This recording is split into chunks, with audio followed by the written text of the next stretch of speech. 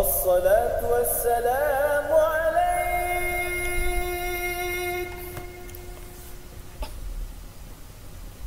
يا إمام المجاهدين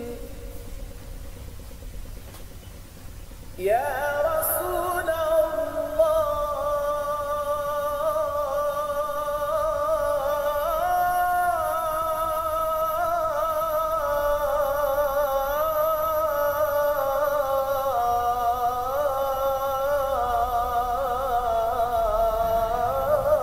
Assalamualaikum warahmatullahi wabarakatuh. Alhamdulillah rabbil alamin wa bihi nasta'inu ala umuri dunya waddin. Asyhadu an la ilaha illallah wa asyhadu anna Muhammadan abduhu wa rasuluh. Amma ba'du. Bapak Ibu jamaah subuh yang dimuliakan Allah Subhanahu wa taala, seperti biasa yang pertama kita mari bersyukur bersama-sama dengan kita bertahmid mengucapkan Alhamdulillahirabbil alamin. Kemudian kita sambungkan salam kepada beliau Nabi Agung Muhammad sallallahu alaihi wasallam dengan kita mengucapkan Assalamualaikum ya Rasulullah, dan juga sampaikan salam pada beliau dengan kita mengucap Allahumma sholli ala Muhammad wa ala ali Muhammad.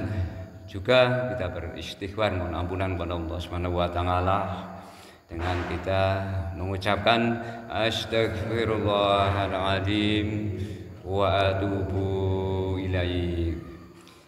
Mari kita buka dengan ber-Al-Fatihah. A'udzu billahi minasyaitonir rajim. Bismillahirrahmanirrahim. Alhamdulillahi rabbil alamin. Ar-Rahmanir-Rahim. Maliki yaumiddin. Iyyaka na'budu wa iyyaka nasta'in. Ihdinas siratal mustaqim. Siratal ladzina an'amta 'alaihim ghairil maghdubi 'alaihim waladdallin. Amin. Ya Sayyidi ya Rasulullah. Pada kesempatan pagi hari ini masuk pada bagian yang ke-22 kemarin ke-21. Bagian yang 21 kemarin 20 kita membahas tentang ruku. Kemudian kita nanti masuk bagian ke-21 kita belajar tentang sujud. Sebelumnya tentang ruku sedikit kami review atau mengulang kembali. Setiap gerakan dalam sholat semua ada simbol dan ada maksudnya. Makanya dalam kita atau dalam rangka mengingat Allah ini dituntun untuk selalu mengingat. Dalam gerakan-gerakan pun kita juga diajak untuk selalu mengingat. Yang pertama diulangi lagi biar hafal.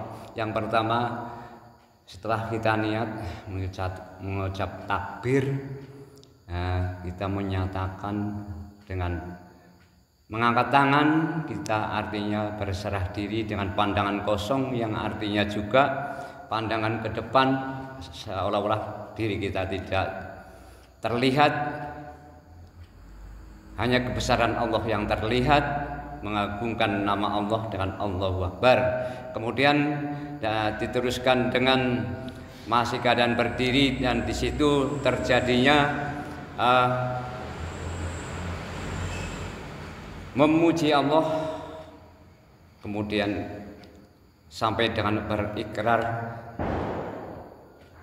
iyyaka na'budu wa iyyaka nasta'in, kemudian memohon atau mohon petunjuk kepada Allah sampai dengan amin, yang diteruskan dengan ruku, Ruku itu menggambarkan kita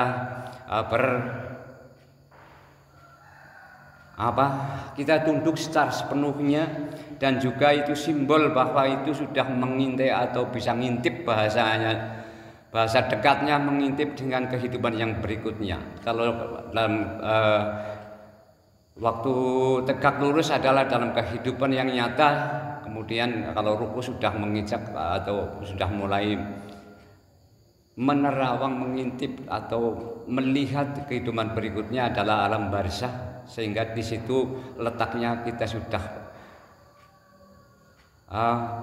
memahami atau bisa melaksanakan yang namanya tasbih.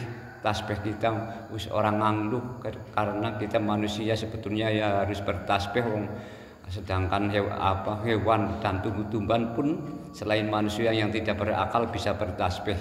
Nah, kemudian setelah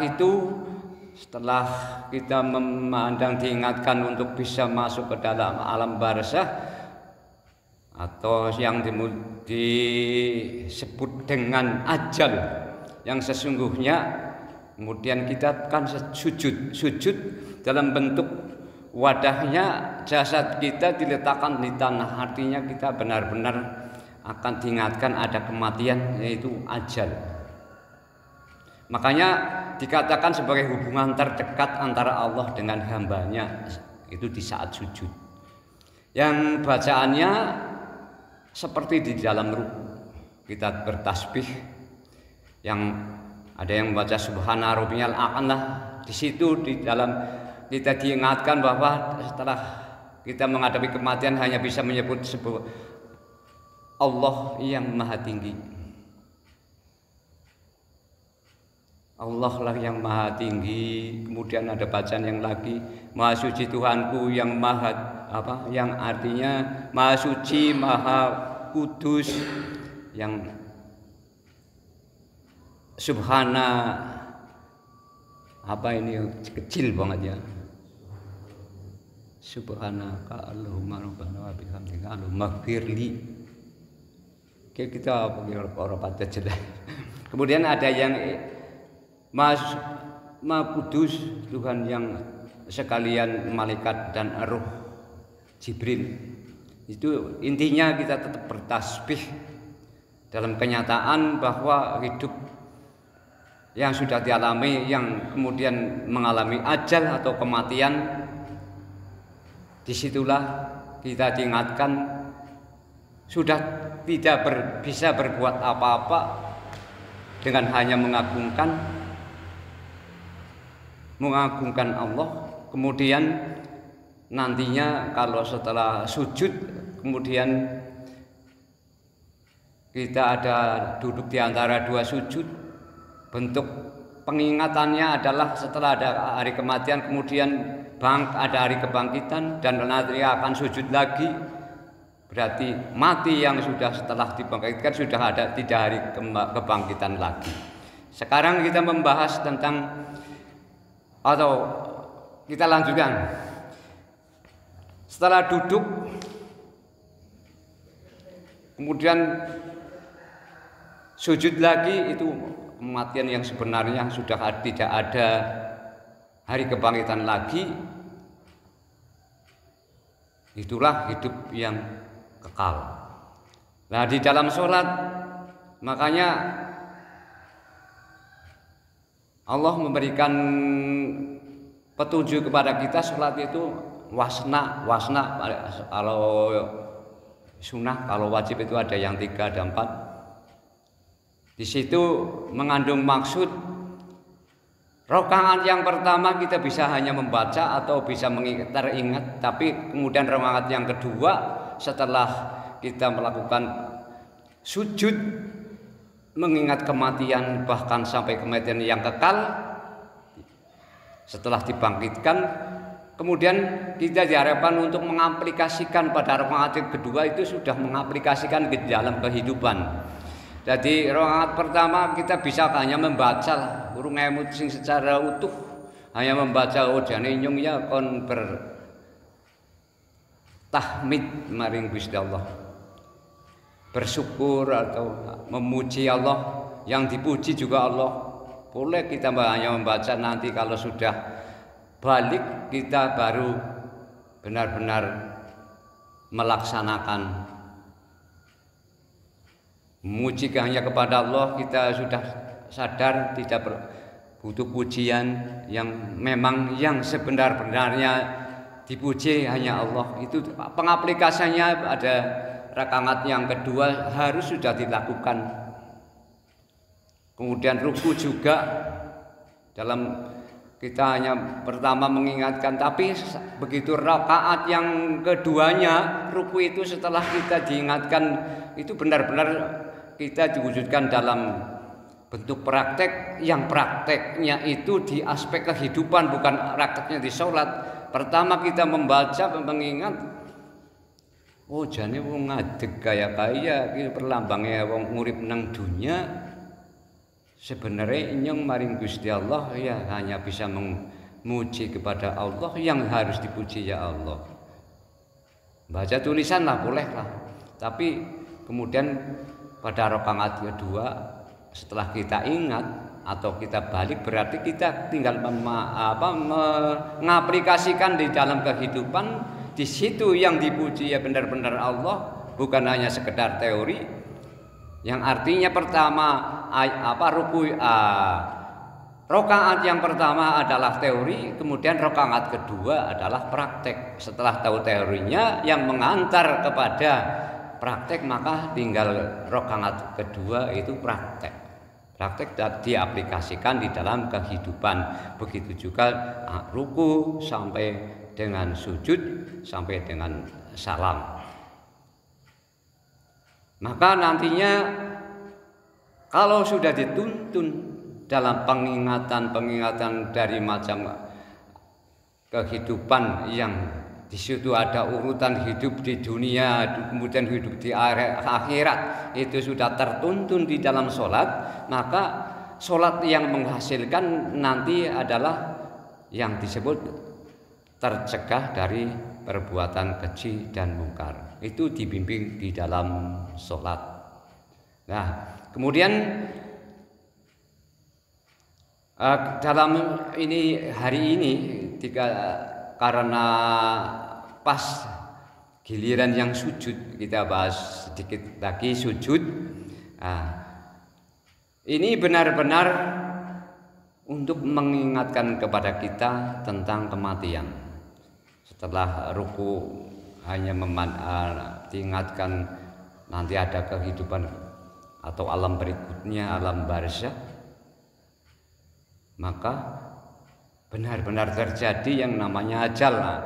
Yang namanya ajal, kita sudah tidak bisa berbuat apa-apa, sudah mengakui bahwa subhana rabbiyal a'la, Allah yang maha tinggi segala-galanya. Nah, itulah yang mungkin untuk kita bisa menjadi balik, bahwa mengingatkan dalam hidup kita benar-benar untuk bisa mengabdi, tunduk kepada Allah secara sebenar-benarnya. Makanya di dalam kehidupan kadang proses setiap diri itu berbeda-beda. Ada yang sudah dari kecil sudah disadarkan, kemudian ada yang sudah berumur lebih tua baru disadarkan. Itulah kehendak Allah yang mungkin ini sudah saatnya misalnya diingatkan di dalam bentuk-bentuk sujud, sehingga benar-benar bisa mengaplikasikan di dalam rakaat berikutnya, yaitu pengaplikasian di dalam kehidupan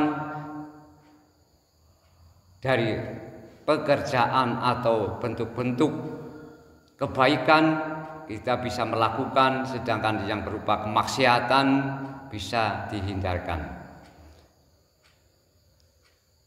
Mungkin itu Bapak Ibu yang kami sampaikan pada pagi hari ini, mudah-mudahan bermanfaat. Mari kita tutup dengan doa kifaratul majlis. Subhanaka Allahumma wa bihamdika asyhadu an la ilaha illa anta astaghfiruka wa atubu ilaik.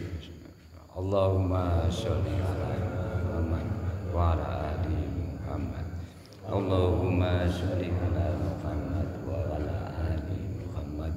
Allahumma sholli ala Muhammad wa ala ali Muhammad. Ya Syekh, ya Rasulullah. Sekali lagi bertahmid dengan mengucapkan Alhamdulillahirabbil alamin. Astagfirullahaladzim. Assalamualaikum warahmatullahi wabarakatuh.